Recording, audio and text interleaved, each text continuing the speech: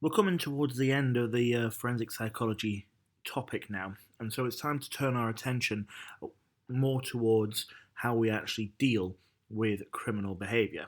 And there's several different ways that we do that, all of which are going to get covered over the next couple of lessons. So, the most common way of dealing with criminal behaviour is custodial sentencing, which is going to be the focus of today's lesson. Essentially, custodial sentencing is prison time. Commit a crime, go to prison.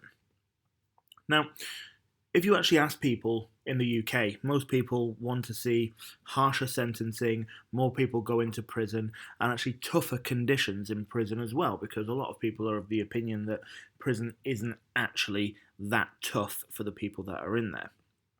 The question that we're trying to establish over the course of this lesson is, does prison time actually work? Why do we put people in prison in the first place? And actually, how does it affect people? Because, it's not as easy as just locking somebody away and throwing away the key. We actually do need to know what effects it has on the inmates, because eventually most of them will actually be released into society. So they're the things that we're going to cover over the next 10 minutes or so. So there are four main reasons to put people in prison, and they're depicted by these four pictures here. So you've got deterrence, which essentially means that it's an unpleasant experience and it's designed to put people off behaving badly. There's general deterrence, which means that as a society, people are put off behaving badly because they know that certain behaviours won't be tolerated, and so people are more inclined to behave properly. But then you've got also individual deterrence as well. So criminals who have committed a crime are, in theory, less likely to commit a crime again once they've been in prison, because they don't want they don't want to have that same unpleasant experience. So that whole thing is based on behaviorism. Punishment leads to an extinction of behaviour. You've also got this idea of incapacitation. So the idea is that you're being removed from society for the protection of the public. It prevents that person from reoffending while they're in prison. It protects society, and obviously the incarceration or the incapacitation will depend on the nature of the crime. The more serious the crime, and the more people it's affected, the more likely you are to have an extended prison sentence. So it always depends on how serious your behaviour actually was. You've then got this idea of retribution, so the idea that it's payback. So the idea behind it is that society is enacting revenge on some level. So obviously the revenge should be proportionate to the seriousness of the crime, but the whole thing kind of comes back to that whole biblical idea of an eye for an eye. You behave badly, therefore we are allowed to enact revenge, and you go to prison, which is an unpleasant experience. It's very often the most approved option in terms of dealing with a criminal, prison time and an eye for an eye, because it gives the people who have been wronged the idea that they're actually something's happening to the criminal as well. So very often, even though we try to put other alternatives in place, whether those are things like therapy or restorative justice, which we'll look at over the next couple of lessons, those are really often considered to be quite soft, and not harsh enough for somebody who's committed a crime.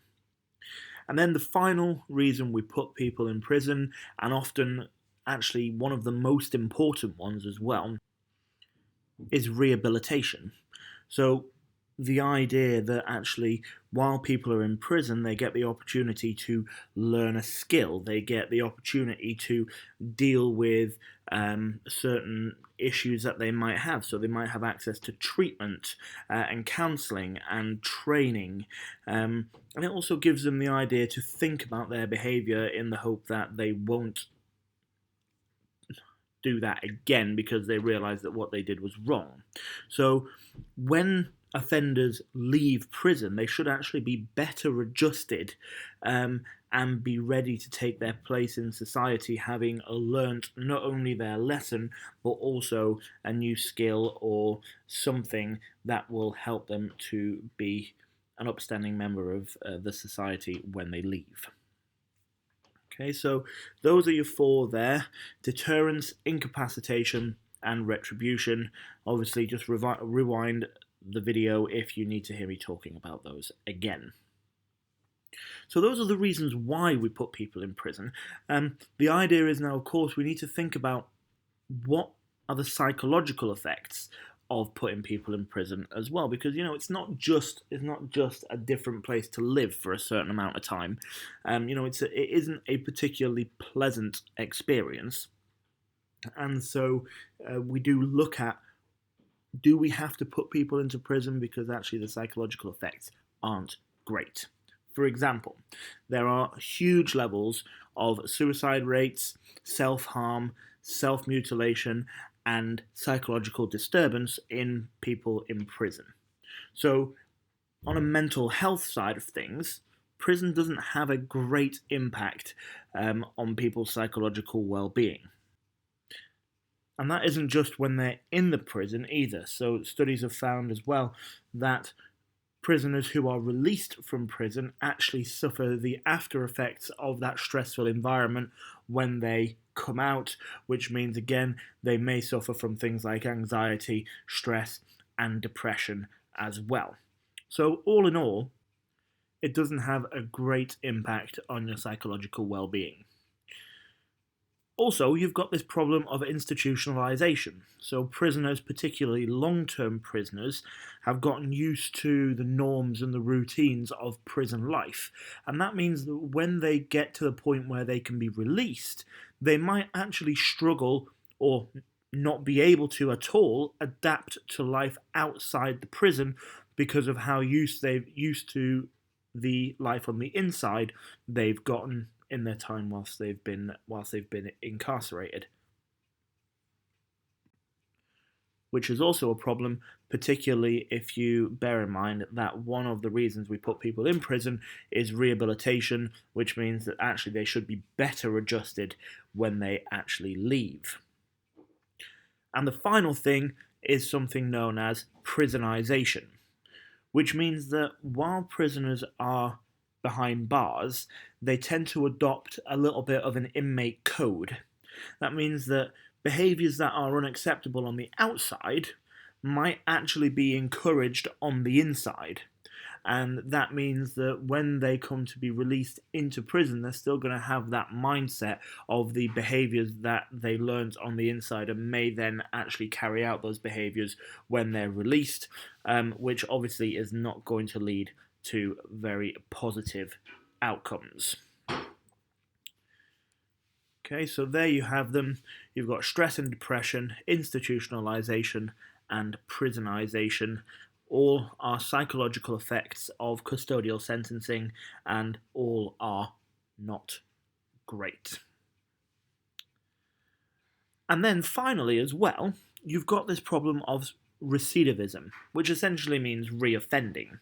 So in 2013, 57% of UK offenders reoffended within 12 months of being released. So actually, over half of the people who get released from prison aren't well adjusted, aren't reformed, and they slip straight back into their old ways.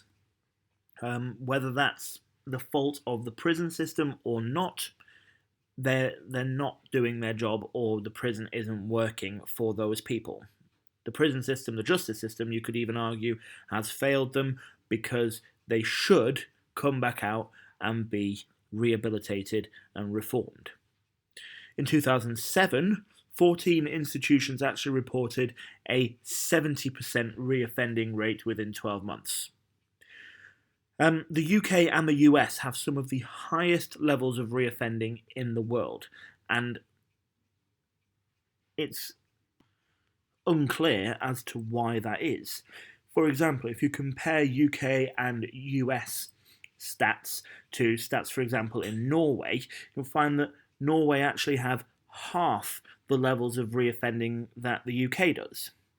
But by comparison, Norway actually opts for a soft option.